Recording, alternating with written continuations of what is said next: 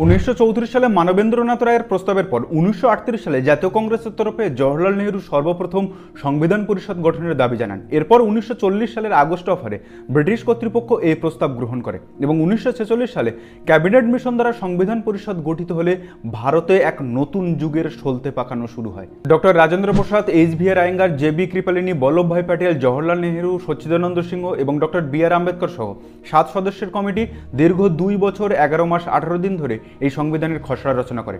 আর এই খসড়ার 80% ছিল 1935 সালের গভর্নমেন্ট অফ ইন্ডিয়া অ্যাক্ট থেকে নেওয়া, আর বাকি 20%-এর মধ্যে ব্রিটেন থেকে নেওয়া ছিল পার্লামেন্টারি সিস্টেম, আমেরিকা থেকে নেওয়া ছিল ফান্ডামেন্টাল রাইটস এবং সংবিধানের প্রস্তাবনা, কানাডা থেকে এমপি এবং এমএলএ, জার্মানি থেকে ইমার্জেন্সি, রাশিয়া থেকে নেওয়া হয়েছিল ফান্ডামেন্টাল ডিউটিস, আয়ারল্যান্ড থেকে ডিপিএসপি এবং ফ্রান্স থেকে রিপাবলিক, লিবার্টি, ইকুয়ালিটি এবং ফ্র্যাটার্নিটির ধারণা নেওয়া হয়েছিল। এছাড়া এই সংবিধানের নকশা করেছিলেন নন্দলাল বসু এবং ক্যালিগ্রাফি করেছিলেন প্রেম বিহারী রায়নারায়ণজাদা।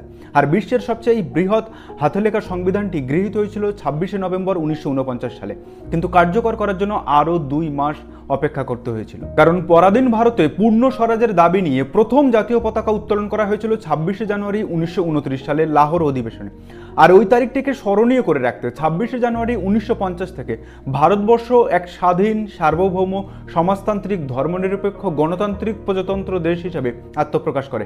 আর এই তারিখটি ভারতবর্ষের ইতিহাসে এক গর্বের দিন হিসাবে রয়ে গেছে, কারণ এই দিন থেকেই ভারতবর্ষের সংবিধান কার্যকর হয়েছিল।